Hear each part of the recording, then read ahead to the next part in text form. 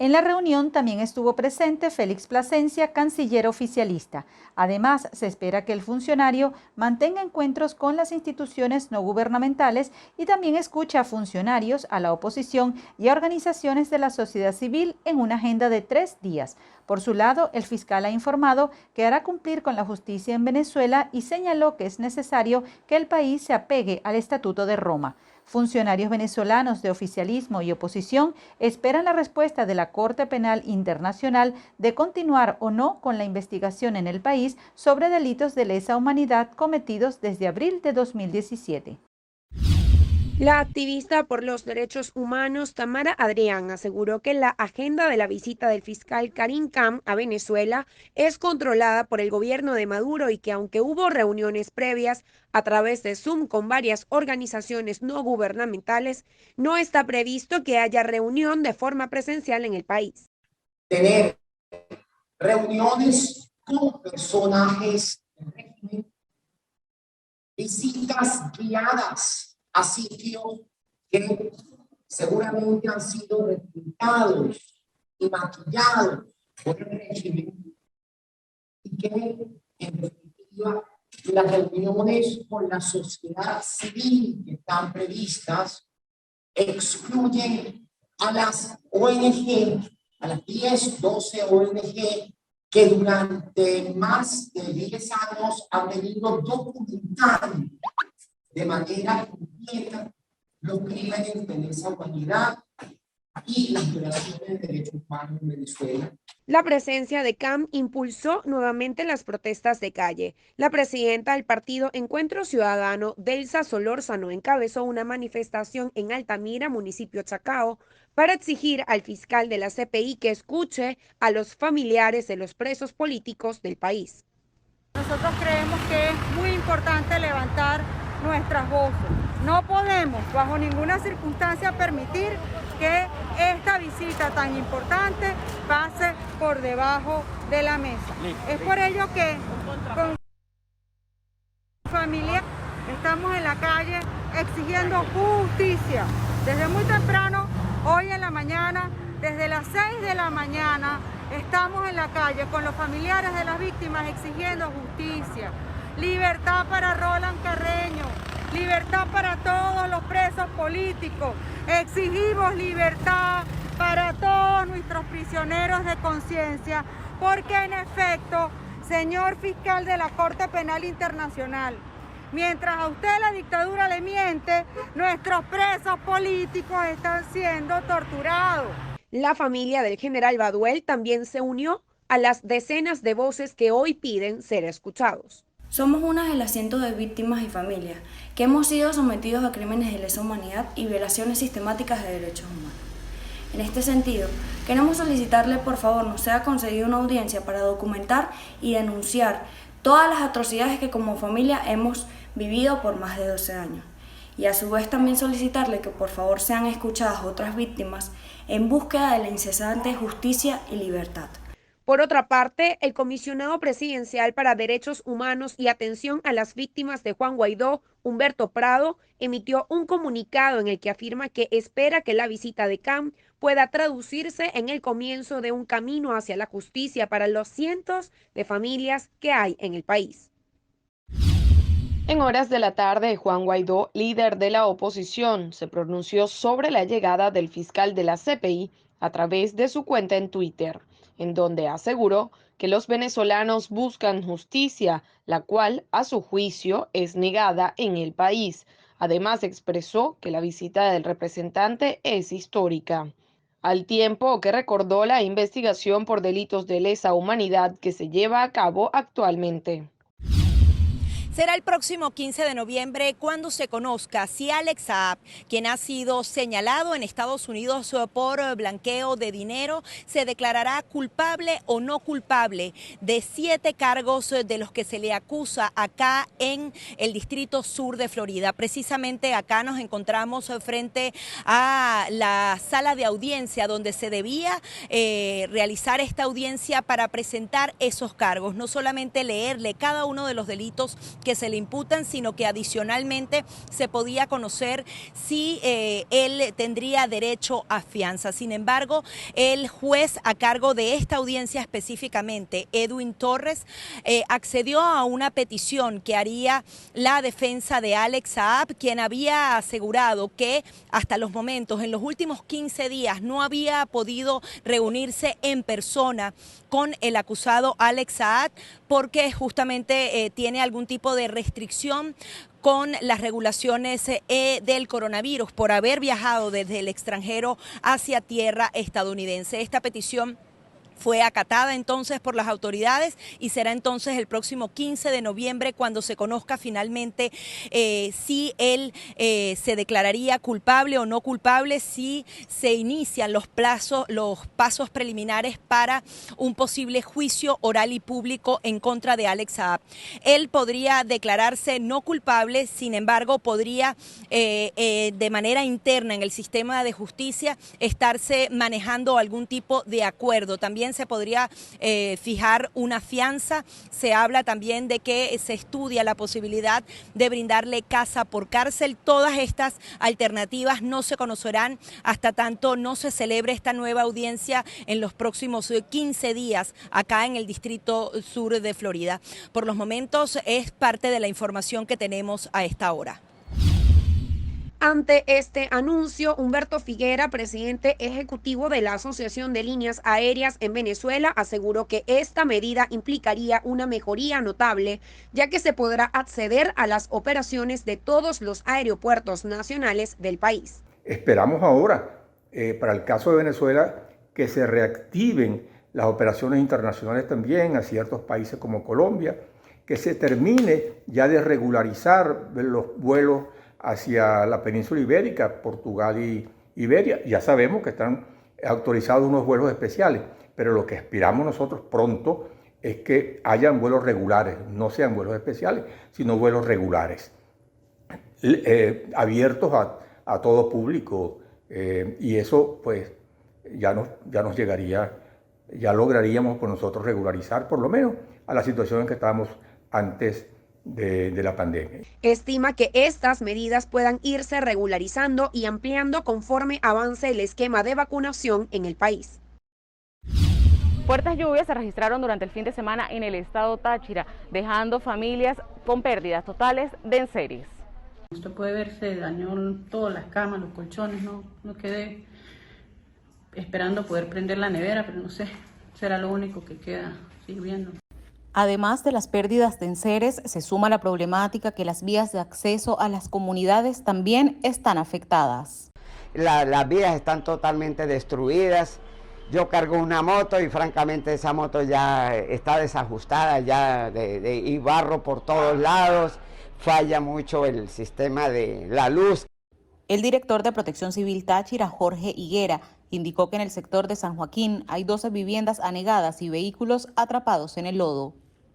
Tenemos 12 viviendas totalmente anegadas, un sector que hasta los momentos los muchachos de operaciones de rescate de Protección Civil Táchira están haciendo la evaluación respectiva. Hay vehículos que están atrapados y personas que aún continúan con sus viviendas anegadas, motivados a los fuertes aguaceros y el represamiento que se generó en la quebrada La Zorquera. Los afectados esperan que los gobiernos locales, regionales y nacionales ayuden a recuperar todo lo perdido, pues con los sueldos que perciben no pueden reponerlo. Soy Lorena Bornacelli desde el estado Táchira. La cumbre de Glasgow es previa a las decisivas negociaciones de la Conferencia de las Naciones Unidas sobre el Cambio Climático. Una cita que no puede permitirse fracasar, declaró el primer ministro británico y anfitrión Boris Johnson. El presidente estadounidense Joe Biden defendió en la cumbre que la respuesta masiva necesaria para detener la crisis climática debe verse como una increíble oportunidad para todas las economías del mundo. Mientras que el presidente del gobierno español, Pedro Sánchez, aseguró que esta reunión debe permitir recuperar la confianza entre países desarrollados y en desarrollo. La reunión de Glasgow llega tras ser cancelada el año pasado a causa de la pandemia de la COVID-19. Su objetivo es desarrollar el Acuerdo de París de hace 6 años, que fijó como gran objetivo limitar el calentamiento del planeta que podría aumentar 1.5 grados Celsius. En Japón, la noche del domingo se vistió de terror cuando justo el metro estaba lleno de nipones que se dirigían al centro de la ciudad para asistir a alguna fiesta de Halloween. Un hombre atacó con un cuchillo a varios viajeros, dejando a 10 personas heridas, una de ellas un hombre de 60 años en estado grave. Después, el atacante provocó un incendio en la línea de metro Keio con destino a Shinjuku, la estación ferroviaria más transitada del mundo. El hombre, de unos 20 años, iba disfrazado de Joker y roció los asientos del metro con un líquido inflamable. Un video publicado en Twitter mostraba a personas saliendo de uno de los trenes por las ventanas, mientras el vagón se llenaba de humo. El operador de la línea dijo que los servicios se habían suspendido parcialmente después del ataque. Pero el terror de la noche siguió en otras partes del mundo, cuando 2 personas resultaron muertas y hasta ahora hay otras 12 heridas durante un tiroteo reportado en una fiesta de Halloween en la comunidad de Joliet Township, en las afueras de Chicago, Estados Unidos. Reportes de la policía local indican que la balacera inició cuando 2 personas dispararon contra las casi 200 que se encontraban en el lugar.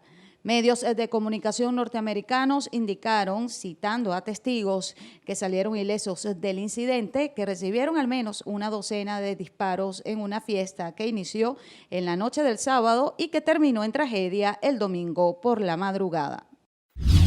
2 bandas armadas se enfrentaron en una fiesta temática por Halloween en Panamá, lo que dejó 5 personas asesinadas a tiros y al menos 7 resultaron heridas en una discoteca del popular barrio Santa Ana en Ciudad de Panamá, cerca del turístico casco antiguo de la capital.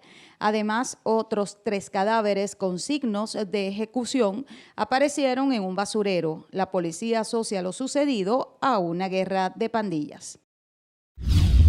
Es una de las tradiciones mexicanas más significativas, donde los vivos se preparan para recibir a sus muertos y convivir con ellos. Es una tradición que data de la época prehispánica, cuando los antiguos pobladores pensaban que la muerte era solo el principio del viaje hacia el Mictlán, donde los muertos se encontrarían con el dios Mictlantecutli y con la diosa Mictetzcacihuatl. Cada año, durante el Día de los Muertos, se realiza un altar en honor a las personas fallecidas, que contará con diferentes escalones o niveles que representan los mundos a los que el difunto debe atravesar para llegar a su descanso eterno. Podemos encontrar 2 que representan el cielo y la tierra, 3 que representan el cielo, el purgatorio y el inframundo, y finalmente uno de 7 que representan los niveles del inframundo. Este año, México retomó las conmemoraciones multitudinarias por el Día de los Muertos, luego de que el año pasado se prohibieran las tradicionales visitas a los panteones debido a la pandemia del coronavirus. La pausa de un año, sin embargo, demostró cómo la tradición se niega a morir. La mayor parte de las familias celebraron de todas formas con altares en sus casas para sus seres queridos fallecidos, y algunas personas se infiltraron en los cementerios. Decenas de personas en la Ciudad de México, casi todas con mascarillas, se reunieron el domingo a lo largo de la avenida Paseo de la Reforma, la principal de la ciudad, para ver el desfile de esqueletos danzantes, bailarines y carros alegóricos. Hubo algunas referencias al coronavirus durante el desfile, así como una sección completa de actores vestidos de esqueletos que representaban a los vendedores ambulantes de la capital mexicana. Culturalmente, México ha tenido una actitud muy distinta ante la muerte, más social, de mayor aceptación que en muchas otras partes del mundo. Con frecuencia, los sepelios y funerales en el país son muy elaborados, eventos que pueden durar varios días y reunir a vecindarios y familias completas para comer, rezar y recordar.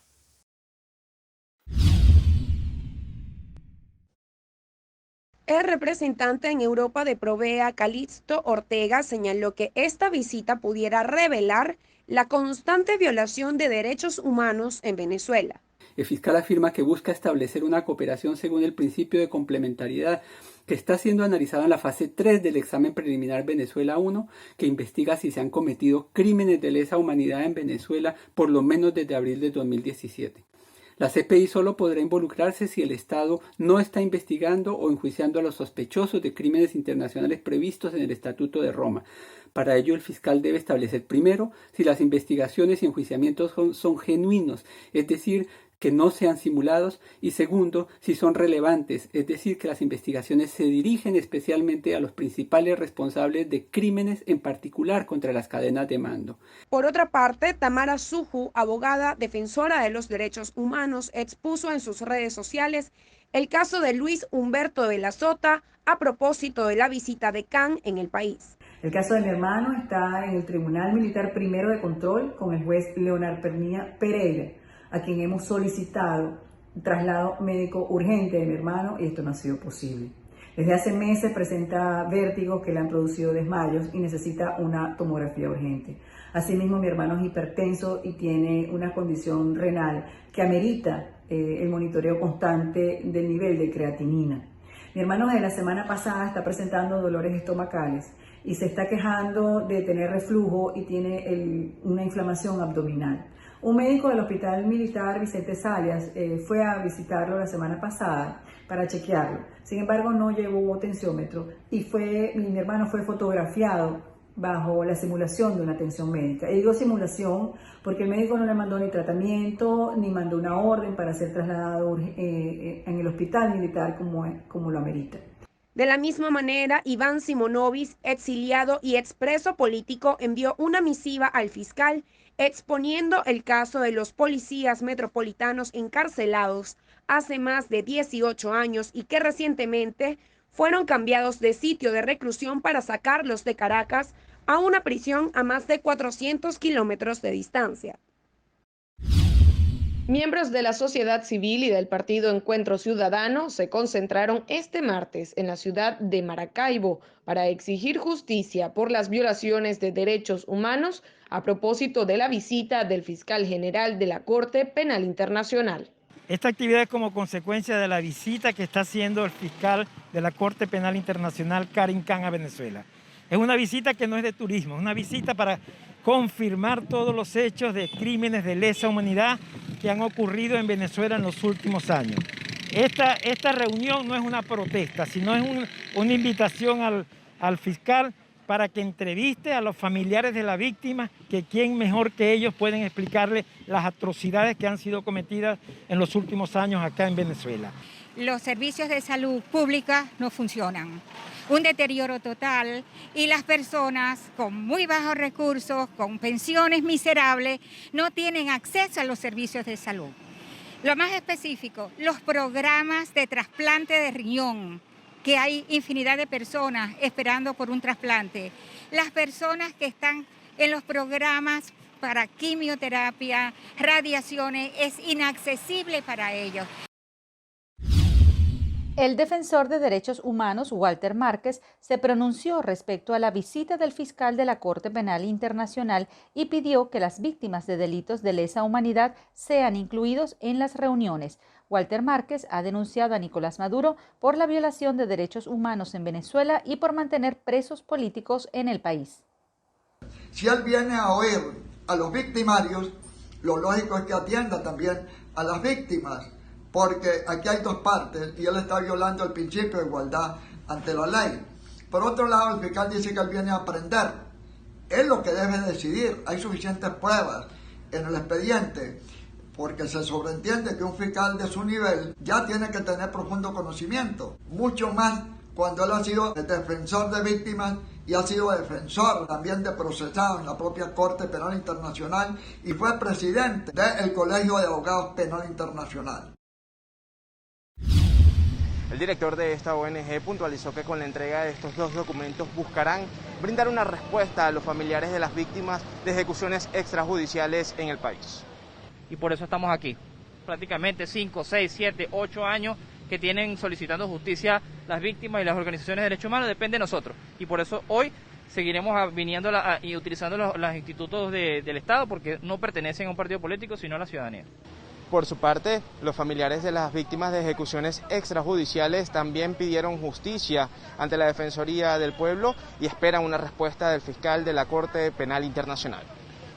Solicitamos que en vista de tantos años, hemos visto la inacción, que sean entonces los poderes internacionales que nos ayuden, porque nosotras necesitamos descansar, llorar nuestros hijos con calma, cosa que no ha podido ser desde ese día que nos ha pasado a cada una de nosotros esta desgracia. Hemos venido tocando todas las puertas, tenemos número de expedientes de aquí de la Fiscalía, cosa que reposa solo allí. Los asesinos de mi hijo me dijeron que eso era un operativo mandado por el gobierno. Yo nunca pensé que el operativo se trataba de asesinar muchachos. El FAES, el grupo FAES, que fue creado en el 2017 y mi hijo fue uno de los que estrenaron con ese grupo exterminio, pedimos al Estado y a todos los poderes internacionales que realmente se ejecute, desmantelen esas bandas. Los representantes de esta ONG, tanto como los familiares de las víctimas de ejecuciones extrajudiciales, esperan ser escuchados por parte del fiscal de la Corte Penal Internacional en su visita a Venezuela. Desde la ciudad de Caracas, Luis Gabriel Patiño. La votación culminó con 10 votos en contra, 6 votos a favor y 3 abstenciones. Los diputados de Primero Justicia y Acción Democrática votaron en contra de la propuesta de Guaidó, mientras que los parlamentarios de Un Nuevo Tiempo se abstuvieron. Los diputados de Voluntad Popular y otras fracciones minoritarias respaldaron el proyecto. Presentaré el decreto número 38 para la reestructuración que fue conocido en la Asamblea Nacional el pasado 5 de octubre del 2021, escribió Guaidó en Twitter previo a la votación.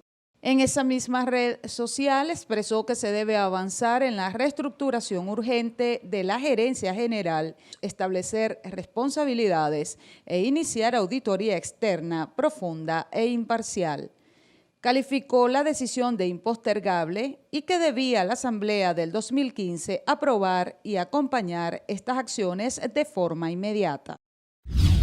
Díaz Guillén, también enfermera de Hugo Chávez, es solicitada en el país norteamericano acusada de delitos por lavado de dinero y organización criminal para favorecer al empresario Raúl Gorrín. El gobierno de Venezuela también había solicitado la extradición de Guillén, pero fue rechazada por la Audiencia Nacional al considerar que la situación política del país ponía en riesgo la integridad de la ex titular del Tesoro venezolano. Guillén ha alegado desde que surgieron las primeras acusaciones en 2018 que el cáncer que incapacitó a Chávez llevó a gestiones indebidas en las altas esferas del gobierno venezolano en las que quedó atrapada. Esta fecha también ha beneficiado a los comerciantes y a quienes cuentan con alguna venta de ramos florales en los alrededores del Cementerio del Este ubicado en el estado Miranda. Aseguran que durante el último fin de semana y hasta este martes la demanda ha sido mayor. Bueno, el día ha estado movido, ha habido bastante afluencia para el cementerio, ha venido gente ya aprovechando que bueno, como abrieron la cuarentena, habemos más movimiento de personas. Pues. ¿En promedio cuánto gastan las personas por arreglo? Mira, hay personas que como se llevan un arreglo de 3, hay personas que se llevan por lo menos 3 arreglos, son 20 dólares que sería cambio en bolívares, pues. Y así, pues, a todo depende de la economía de cada quien, pues, por decirlo así. Los arreglos se siguen manteniendo igual, el movimiento, gracias a Dios, no está acuérdate que estamos entre semanas, no es fin de semana, la mayoría de la gente se encuentra trabajando, haciendo sus labores, y bueno, pero sí ha venido algo para el cementerio, pues. Los ramos, los precios se siguen manteniendo igual, en buenos precios, buena calidad. De hecho puedes ver que nuestros arreglos están frescos y siempre tratamos de no mantener mucho, pero lo que está aquí, que esté bonito para el cliente. Para aquellas personas que decidieron ir al cementerio este Día de los Difuntos, el presupuesto estuvo por encima de los $10, aunque muchos de ellos buscaron comprar un arreglo floral acorde o por debajo de su estimado. No siempre yo visito a mis seres difuntos. Nosotros vinimos para acá y después vamos para el cercado, que tenemos por allá 2 familias más difuntas. ¿Cuánto invierte? Bueno, ahorita mi hija está preguntando los precios, que están una entre $3 y $7, y compramos 2 de $3, pero sí está cara. ¿Cómo hace? ¿Saca un poquito de...? Sí, saca un poquito, tú sabes, para complacerlo a los difuntos, los seres queridos, pues, difuntos. Los vendedores de flores que están cerca del Cementerio del Este no descartan que durante estas semanas de flexibilización mejoren sus ingresos y puedan retomar sus actividades de forma continua. El gobierno de Joe Biden anunció una serie de regulaciones para reducir significativamente las emisiones de metano en el sector petrolero y gasífero en Estados Unidos. El anuncio se produce en momentos en el que el mandatario estadounidense se encuentra en Glasgow para la Conferencia Mundial sobre el Clima, en la que más de 80 países se comprometieron a reducir para el año 2030 el 30% de las emisiones de metano, un gas muy nocivo para el medio ambiente. El primer ministro británico y anfitrión de la conferencia, Boris Johnson, se declaró prudentemente optimista sobre las posibilidades de lograr un acuerdo mundial para frenar un calentamiento global descontrolado. Los presidentes de Colombia, Costa Rica, Ecuador y Panamá firmaron el acuerdo que amplía en 60.000 kilómetros cuadrados la zona marítima protegida de las Galápagos, una de las más importantes del mundo. Entre la lluvia, el calor y el terror, niños y mujeres embarazadas que integran la caravana de migrantes que se dirigen hacia Estados Unidos recibirán visas humanitarias temporales que les serán otorgadas por el gobierno de México. Victoria Flores Gómez, residente de la capital, opinó al respecto. Sí necesitan el apoyo para las embarazadas que no tienen quién, los niños pues inocentes que están con su mamá. El comunicado emitido por el Instituto Nacional de Migración aludió a los principios de respeto a la unidad familiar y el interés superior de la niñez. Federico Tobar, asesor regional de Naciones Unidas, le dijo a La Voz de América que la protección de las mujeres embarazadas y de los niños debe ser prioritario. Pues aumentan sus riesgos de salud, aumentan sus riesgos de precariedad, digamos, de ser sometidas. Tienen que tomar cuenta, tienen que hacerse cargo de hijos e hijas. A los migrantes elegibles se les otorgarán visas humanitarias de 1 año que les permitirán trabajar legalmente, tener entrada a los albergues y recibir alimentos. Para Antonini Caradona de Médicos Sin Fronteras, la protección de estos grupos vulnerables se complica aún más con la pandemia. Ha habido una disminución de los refugios, de los albergues que han estado abiertos. Hay de mes a mes una reabertura. El Instituto Nacional de Migración estará acompañado por la Comisión Nacional de Derechos Humanos. Alonso Castillo, Voz de América, Ciudad de México. El canal de YouTube de Frank Sinatra estrenó un videoclip que narra la travesía de los migrantes venezolanos. Have Yourself a Merry Christmas es el nombre de esta pieza audiovisual dirigida por el venezolano David Calcano, quien se inspiró en su propia experiencia migratoria. En el audiovisual creado con coloridas animaciones se observan importantes referencias a la cultura venezolana. El piso del Aeropuerto Internacional Simón Bolívar de Maiquetía con la cromointerferencia de color aditivo de Cruz 10, el joven a bordo del avión llevando un disco de Sinatra que le regaló uno de sus familiares. El avión despega y se observa una ilustración del Cerro El Ávila con Caracas a sus pies, con el obelisco de Altamira, la previsora y una de las torres de Parque Central. El videoclip termina con el joven patinando sobre nieve en la ciudad de Nueva York y siendo sorprendido por sus familiares que llegan de visita. Nicolás Maduro y el fiscal de la CPI, Karim Khan, firmaron un memorándum de entendimiento en el que suscribieron un compromiso de reciprocidad y complementariedad para continuar con el caso de Venezuela, el cual inició en 2018. El fiscal informó que en esta primera fase no se ha identificado a ningún sospechoso y tampoco a ningún objetivo, pero reseñó que la investigación tiene como objetivo determinar si es necesario presentar cargos o no contra Venezuela.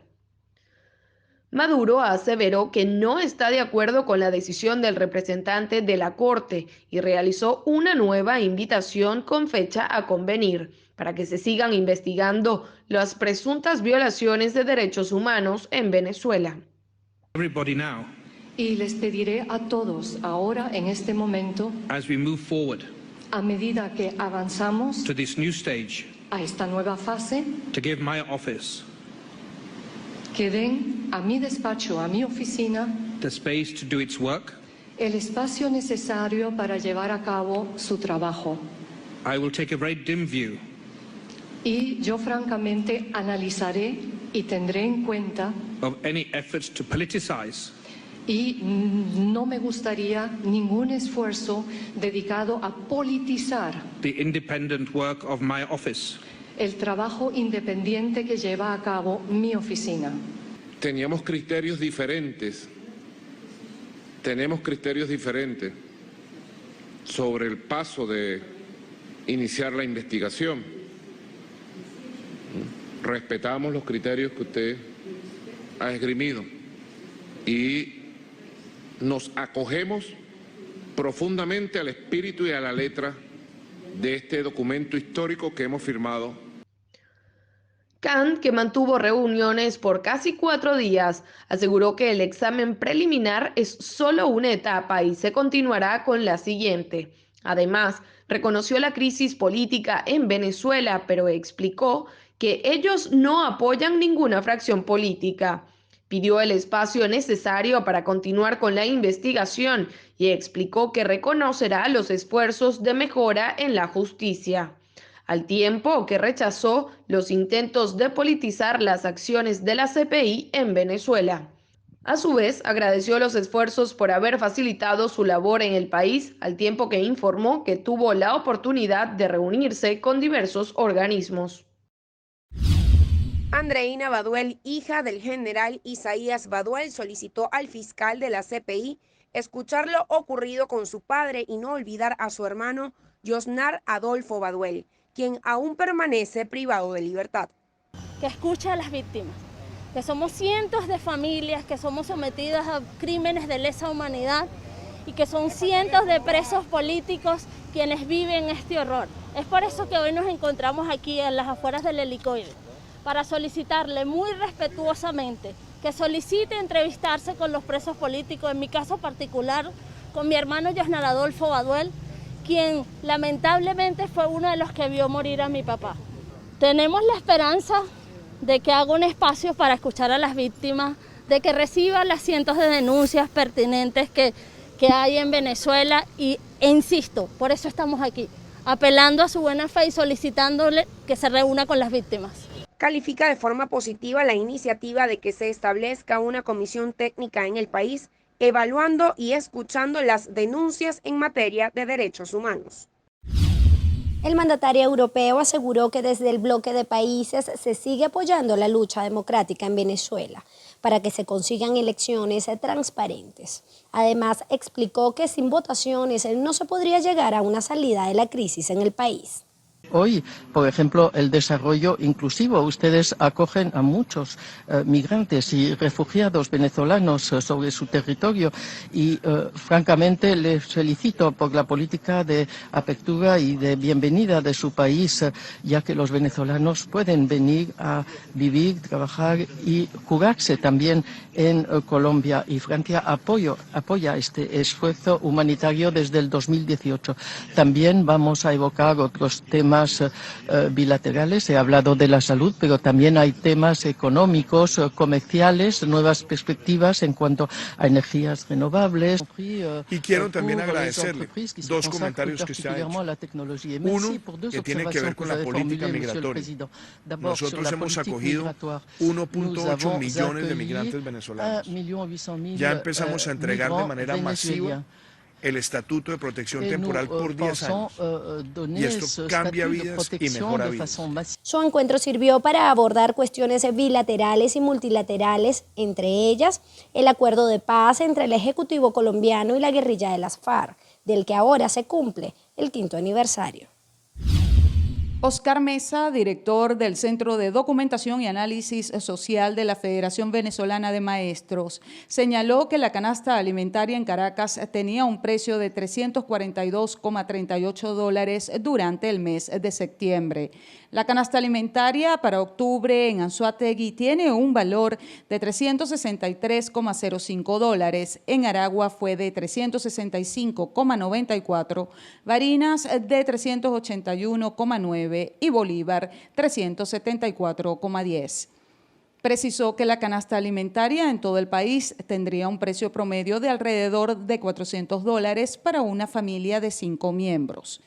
El aumento en términos porcentuales fue de 6% con datos preliminares y se debe al comportamiento al tipo de cambio con respecto al dólar, que se movió en ese orden de 6,7% en el Distrito Capital y en Falcón, cuya canasta alimentaria se ubica en $383,13. Egle González Lobato, directora de la Cátedra Libre, Democracia y Elecciones de la Universidad Central de Venezuela, aseguró que el oficialismo se propone ganar credibilidad en las elecciones regionales de cara a las próximas votaciones presidenciales, mientras que para la oposición sería un momento decisivo en el que se determinará la unificación o división de los distintos partidos políticos. Son un preparativo. ¿Y qué? ¿Por qué? Y les voy a decir por qué. Porque toda estrategia política necesita una estrategia electoral. Y el diseño electoral, esta gente está más claro que toditos nosotros.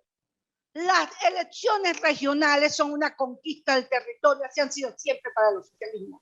Además, detalló que las opciones de la oposición para generar un cambio de gobierno han fracasado. Por su parte, Roberto Abdul, el presidente de Súmate, explicó que es importante la participación ciudadana, no solo en las votaciones, sino en el panorama político para alcanzar nuevos cambios. Si usted me pregunta, yo le voy a decir, estos resultados van a ser muy parecidos a los del 2017. En el 2017 se ganaron 7 gobernaciones, incluida Zulia y Bolívar, que ya les expliqué las razones por las cuales no se ejercieron las gobernaciones. Quizás alguna cambie, y quizás el número de alcaldías vamos a tener las mismas alcaldías, quizás haya unos cambios en algunas, y esperemos que Sucre sea una de esas. Pero el tema es cómo vamos fortaleciendo de nuevo ese músculo político, para promover, por ejemplo, el referéndum revocatorio. Abdul hizo un llamado para que la población se informe y pueda participar en las elecciones regionales y municipales de este 21 de noviembre. La Organización Mundial de la Salud concedió este miércoles una homologación de urgencia de la vacuna contra el coronavirus Covaxin del laboratorio indio Bharat Biotech. Esta vacuna, eficaz en un 78%, se recomienda para todas las personas a partir de 18 años. Requiere 2 dosis con 4 semanas de intervalo y se adapta especialmente a los países con escasos recursos debido a que puede almacenarse sin dificultad, según un comunicado de la OMS. Alemania se ve afectada por una pandemia de los no vacunados, alertó el ministro de Sanidad Jens Spahn el miércoles, pidiendo reforzar las medidas para frenar el resurgimiento de casos de COVID-19 en el país. El responsable lamentó que las reglas de acceso a los lugares públicos no se apliquen como se debe siempre. Por su parte, el ministro conservador pidió a las regiones que tienen competencia en materia sanitaria que endurezcan las reglas para los no vacunados en caso de repunte de los contagios, prohibiéndoles, por ejemplo, el acceso a algunos lugares públicos o exigiéndoles un test de diagnóstico negativo que son caros en el país. Argentina reabre sus fronteras a los turistas inmunizados luego de 19 meses de restricciones por el COVID-19. En caso de que los extranjeros no cuenten con su esquema de vacunación completo, no podrán ingresar al país. De acuerdo con lo señalado por el ministro de Transporte, Alexis Guerrera, estimamos que se recibirán diariamente entre 6.000 y 8.000 pasajeros en el modo aéreo. De acuerdo a la nueva reglamentación publicada en el Boletín Oficial, a quienes ingresen se les exigirá el esquema completo de vacunación contra el COVID-19 realizado al menos 14 días antes de su llegada y presentar un test de PCR negativo. Ya no se requerirá el test de antígenos al arribo.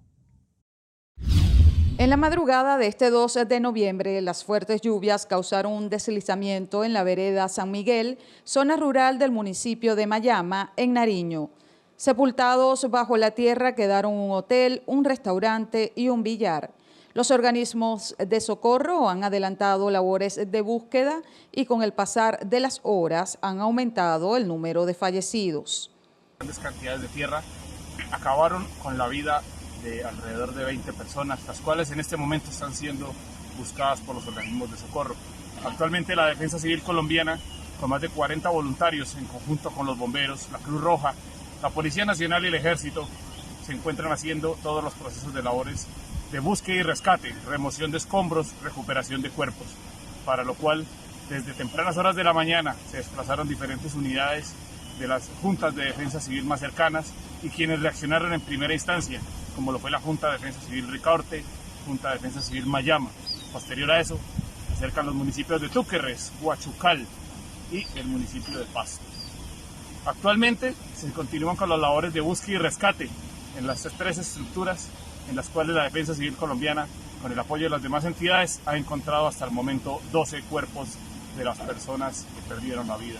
Así como también se realizó la evacuación de 10 lesionados a diferentes centros asistenciales de Ricaurte, Mayama y el municipio de Tumaco. Se presumen que 6 de las víctimas fallecidas son venezolanas. Los lugareños afirmaron que las venezolanas llegaron hace algunos meses a trabajar en las labores del campo y se desempeñaban como empleadas domésticas. Diversos medios de comunicación del mundo denuncian la imposibilidad de dar cobertura a las noticias que se desarrollan en Nicaragua. Un fotógrafo, un reportero y un conductor del medio El Heraldo pretendían llegar a Managua el 26 de octubre para su cobertura al proceso electoral, el cual ha sido cuestionado por la comunidad internacional por la posible reelección de Daniel Ortega. Tras el encarcelamiento a los principales precandidatos presidenciales y líderes de oposición, sin embargo, no fueron bien recibidos. El director ejecutivo del Heraldo cuenta que los funcionarios en un momento intentaron apropiarse del equipo de los periodistas y les prohibieron grabar el momento de la retención. Para Julio López, miembro de la Organización de Periodistas y Comunicadores Independientes, uno de los gremios más importantes de Managua, lo ocurrido con el Heraldo no ha sido la excepción. La negación de las autoridades nicaragüenses a corresponsales de medios extranjeros ha sido un patrón desde hace meses y se ha intensificado en las semanas antes de los comicios. Además, antes de la expulsión del equipo de reporteros hondureños, el periódico francés Le Monde denunció que Nicaragua negó la entrada a su corresponsal Frédéric Saliba, y 5 meses antes tampoco pudo entrar a Nicaragua Anatoly Kurmanaev, reportero del medio estadounidense New York Times, quien también ha seguido de cerca la situación política en Venezuela. Mientras que los periodistas nicaragüenses siguen sin obtener acreditaciones del Tribunal Electoral para dar cobertura a los comicios.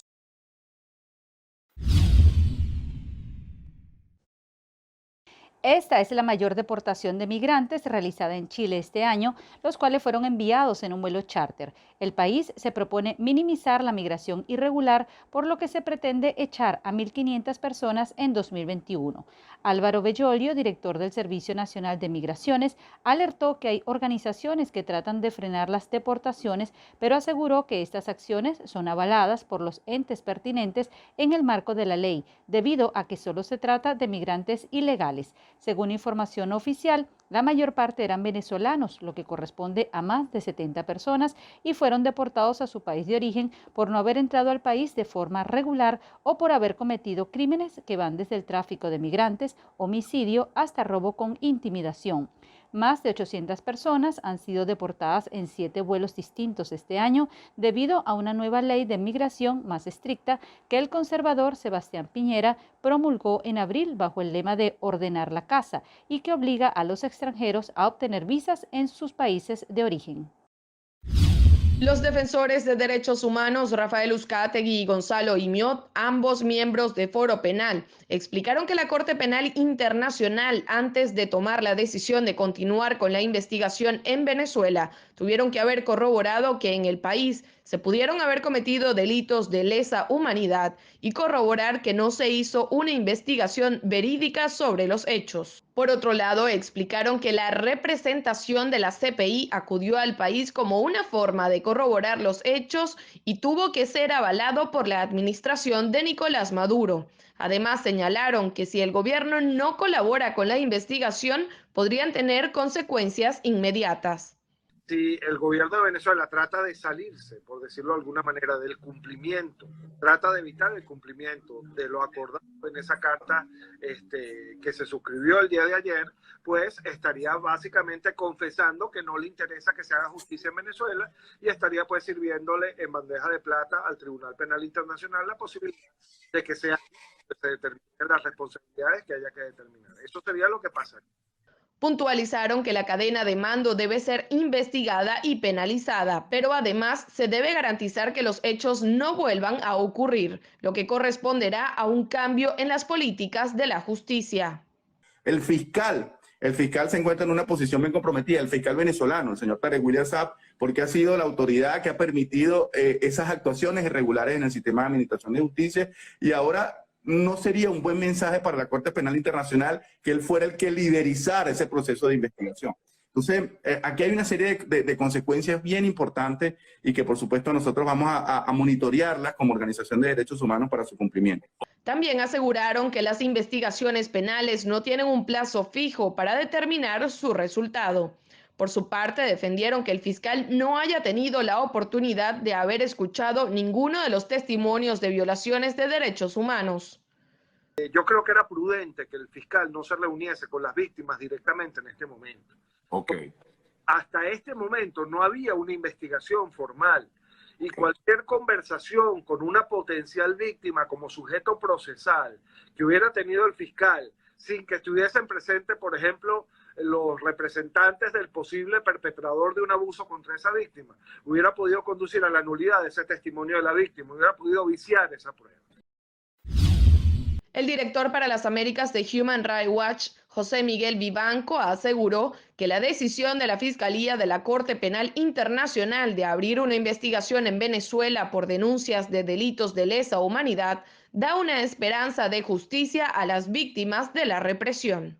Por su parte, el primer vicepresidente del Partido Socialista Unido de Venezuela, Diosdado Cabello, dijo que en Venezuela pedirán una revisión de la decisión de la Corte Penal Internacional de abrir una investigación en el país.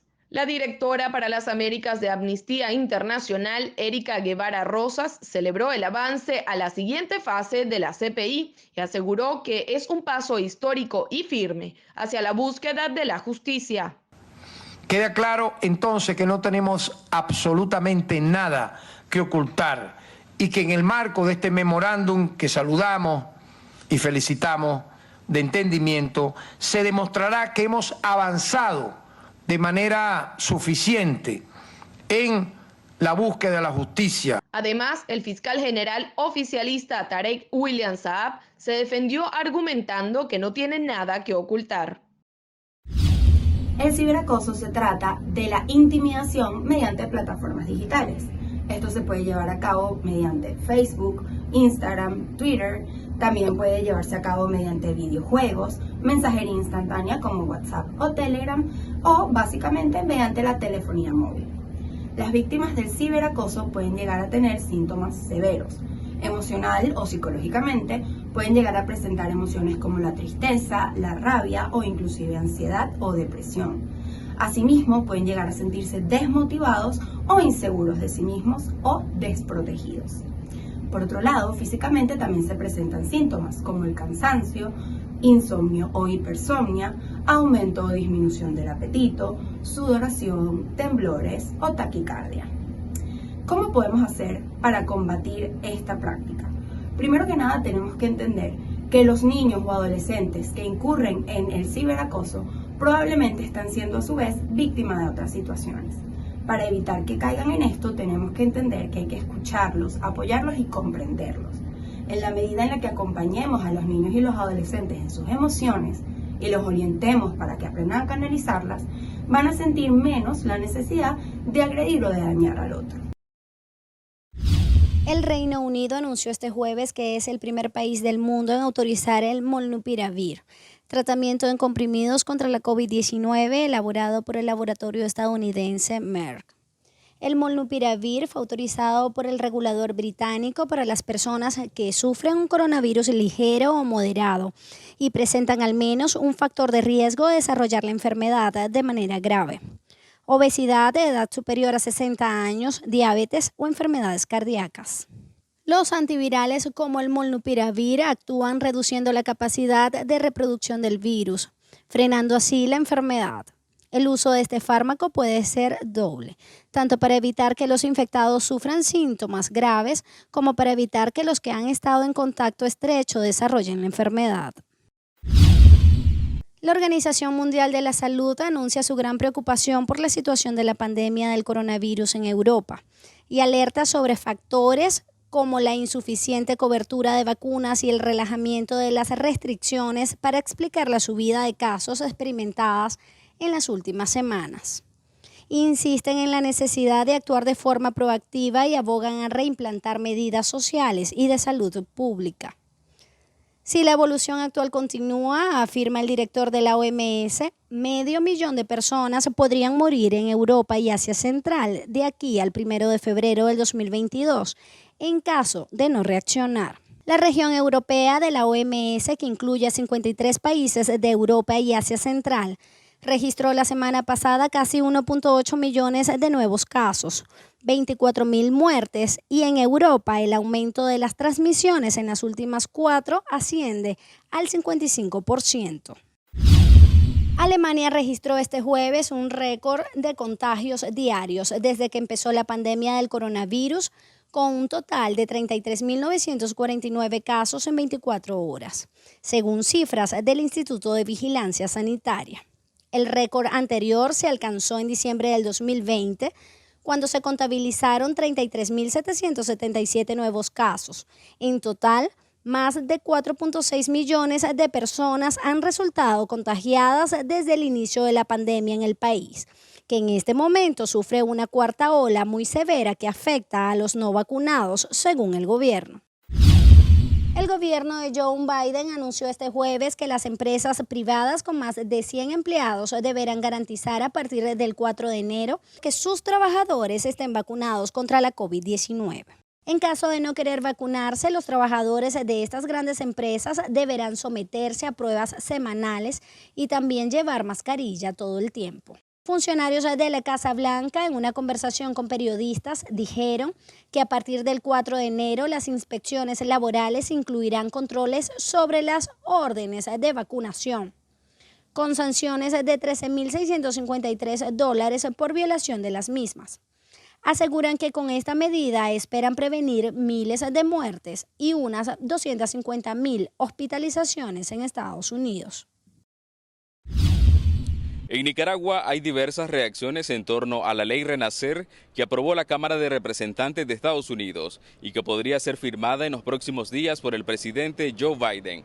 La oposición nicaragüense ha respaldado esta iniciativa de Estados Unidos, ya que podría ejercer mayor presión sobre el gobierno de Daniel Ortega y exigirle que garantice verdaderas reformas democráticas que lleven a unas elecciones justas y transparentes. A solo 3 días de las elecciones presidenciales, algunos ciudadanos respondieron a La Voz de América si participarán de la elección del domingo.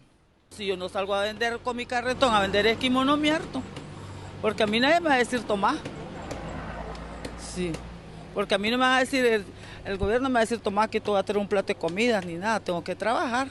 Si no voto, de todos modos el voto se lo llevan o se lo roban. No, pues no, es que la verdad nunca he votado por ningún presidente. Todavía no sé. Sí, voy a ir, pues como ciudadano nicaragüense estamos en el deber ciudadano de votar ahí con la persona que uno quiera. ¿A qué voy a hacer? A votar. Claro, porque es un derecho que tenemos todos como ciudadanos a elegir nuestras autoridades del país, ¿no? El máximo representante de la diplomacia europea, Josep Borrell, expresó que estas elecciones serán ilegítimas, ya que 7 aspirantes presidenciales están bajo arresto y 3 partidos políticos han sido inhabilitados para participar del proceso. Donaldo Hernández, Voz de América, Managua.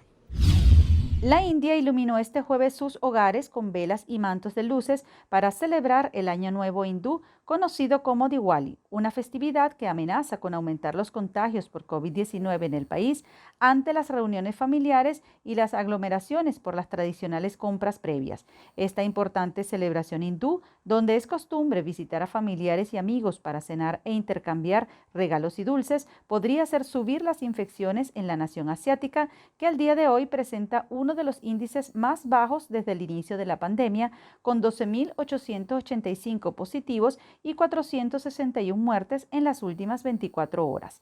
La festividad marca el triunfo mítico del dios Ram contra el demonio Ravana en la actual isla de Sri Lanka y el regreso de la deidad a casa tras pasar 14 años en el exilio para que los habitantes del subcontinente iluminaran con velas el camino de vuelta. En los días previos a Diwali, las calles de la capital india se llenaron de transeúntes realizando sus compras para esta señalada fecha y aunque la mascarilla sigue siendo de uso obligatorio en el país, las distancias de seguridad apenas podían guardarse en los principales mercados de la ciudad. En un comunicado publicado por la ONG Provea, se indicó que la presencia del fiscal de la CPI, Karim Khan, esta semana en Venezuela ha motivado una intensa estrategia de propaganda a través de los medios estatales.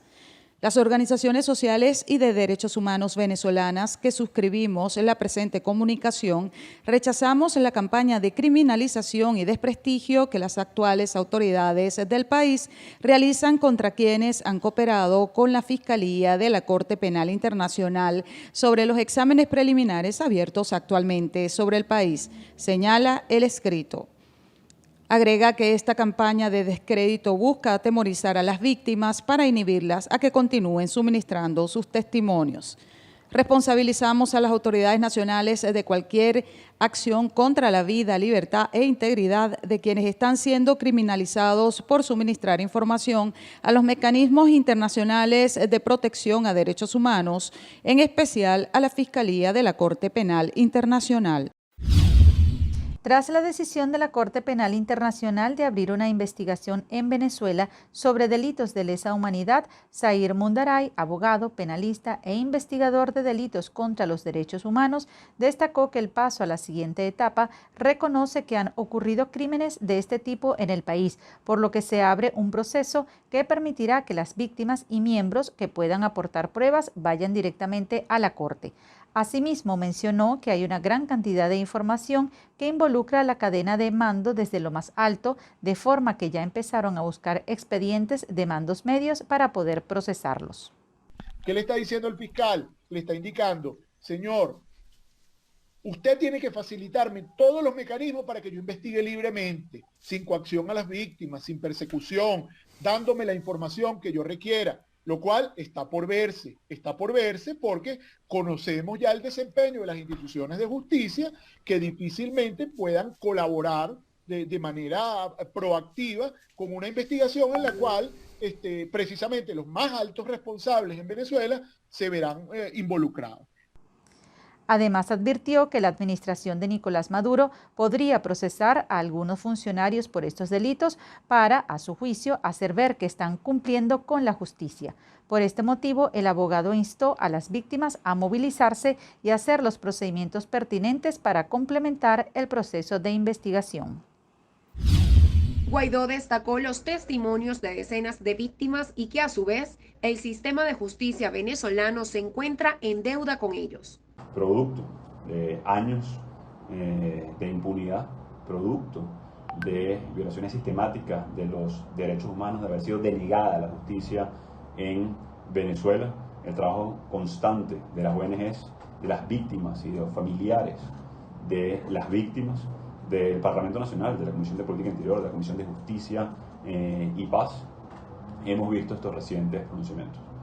Hemos tenido una sensación, además, de justicia, esa paz que sintieron de alguna manera cuando vieron el pronunciamiento, cuando vieron una extradición de cara precisamente a hacer justicia o sencillamente a abrir esta nueva y esta siguiente fase. Primera vez en la historia de América que a un régimen, a una autoridad de facto lo señalan directamente como violación de derechos humanos. Para nosotros significa que la justicia va a llegar a Venezuela.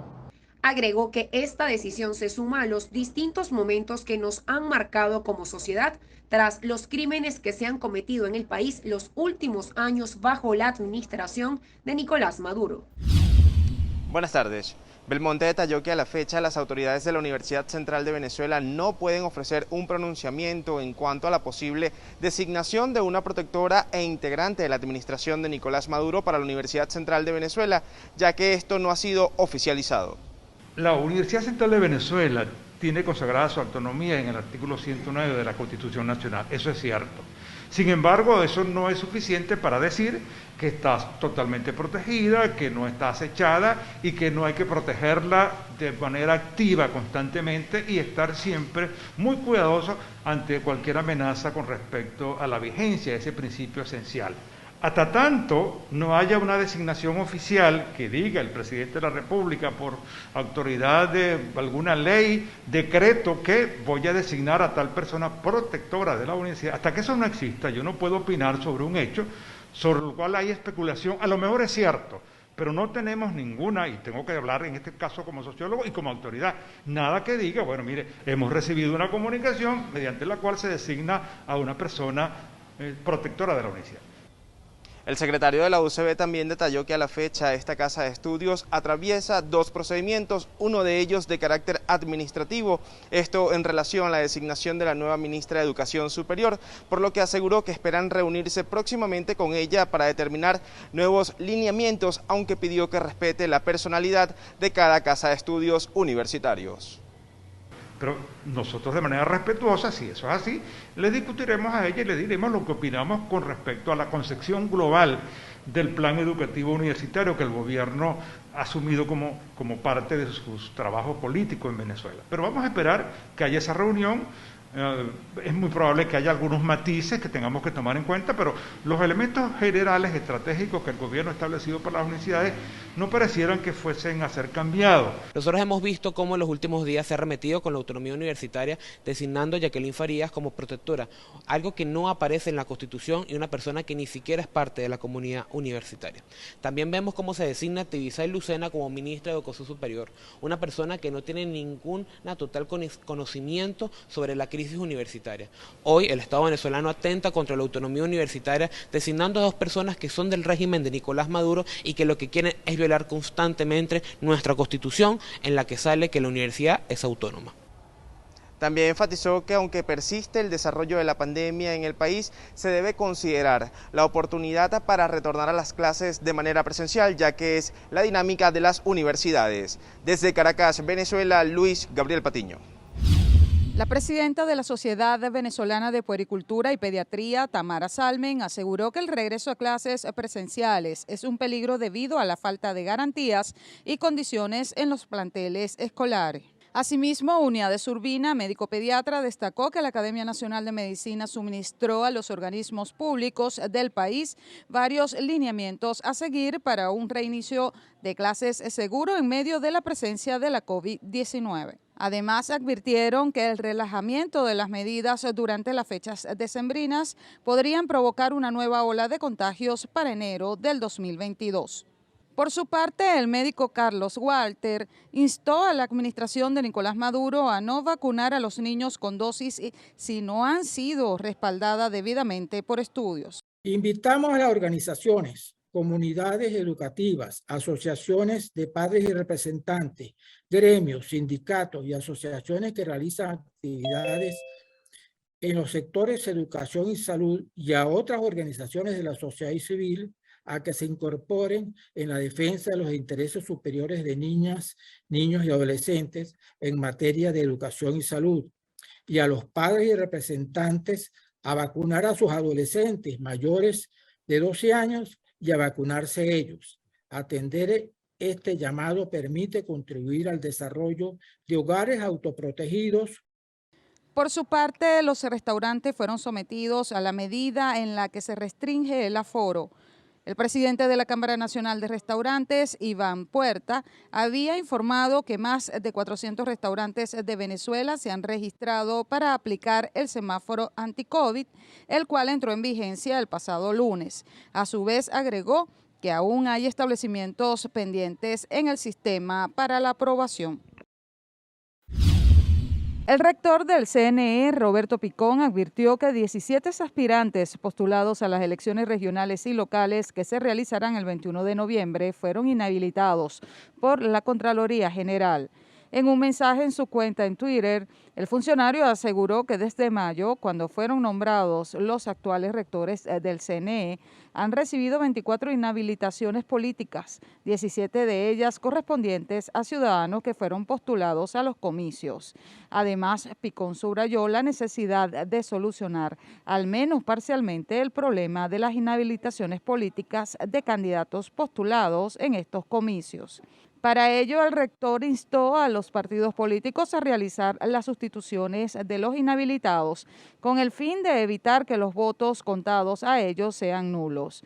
En septiembre, Picón había rechazado el uso de la sanción de inhabilitación contra aspirantes a los comicios. Venezuela escogerá el 21 de noviembre a los gobernadores de 23 estados y a los alcaldes de 335 municipios, así como a los representantes de los consejos legislativos. Mauricio Gallo, candidato a la alcaldía del municipio Cocorote por la Unidad, ofreció detalles de sus primeros 100 días de gobierno, de ganar en los próximos comicios. Empleo, desarrollo y progreso es lo que va a haber en Cocorote, indicó el candidato, quien espera el mayor apoyo de los habitantes el 21 de noviembre. Aquí lo que hicimos fue dar una propuesta de los primeros 100 días del gobierno. 100 días que van a ser arduos, van a ser difíciles. Sabemos que Cocorote cuenta con 0 recursos. Sabemos que la alcaldía de Cocorote, los violentos, los hambrientos, los representantes del hambre, del desempleo y de la violencia y del desastre, la dejaron sin absolutamente nada. Ahora venimos nosotros. Venimos con un ánimo de esperanza, de cambio, para desarrollar este municipio y convertirlo en la tacita de plata del estado de Yaracuy. Junto con Viallo para la gobernación, Mauricio Galo para la alcaldía del municipio de Cocorote, Cocorote será un Cocorote productivo, próspero, amplio, abierto para todos sus sectores. Y todos seamos en unidad. E invito a la tercera vía que se vengan para acá. Vénganse para la manito, vénganse para el desarrollo, para el cambio, para el futuro. Patrick Ventre, el director de Asuntos Centroamericanos en el Departamento de Estado, explicó que estas elecciones no tendrán credibilidad. A su vez, advirtió que el país se dirige al escenario de una dictadura, por lo que urgió responder ante esta situación. La situación en Nicaragua, donde unos 150 opositores, incluidos 7 precandidatos presidenciales que fueron detenidos por ser acusados de golpistas y 3 partidos fueron ilegalizados, se debatirá la semana próxima en la Asamblea General de la Organización de los Estados Americanos, que podría incluso suspender la participación del país en el bloque regional. Analistas prevén que la situación política nicaragüense, agudizada tras las protestas contra Ortega que estallaron en 2018 y cuya represión dejó más de 300 muertos, también estará presente en la Cumbre por la Democracia que organiza Biden para diciembre y en la Cumbre de las Américas que acogerá Estados Unidos el año que viene. El funcionario aseguró que el gobierno de Joe Biden promoverá la coordinación con países afines como Canadá, la Unión Europea y socios latinoamericanos y caribeños para aumentar la presión contra el gobierno de Ortega. Jóvenes de diversos movimientos ecologistas han tomado este viernes las calles de Glasgow en una marcha organizada por la organización ambientalista Fridays for Future para exigir justicia climática y racial a los líderes mundiales reunidos en la COP26. Al grito del cambio climático es una guerra de los ricos contra los pobres. Miles de jóvenes activistas climáticos manifestaron su indignación ante la pasividad de la clase política, a la que acusan de perder el tiempo y engañar a la gente en reuniones como la COP26. La larga columna de jóvenes activistas climáticos que inició su recorrido en Kelvin Grove Park se dirigió a la plaza céntrica de George Quartz y finalizó allí con la intervención de destacados activistas juveniles como Greta Thunberg y Vanessa Nycake. El sábado se prevé otra gran jornada de movilización mundial en Glasgow y otras ciudades.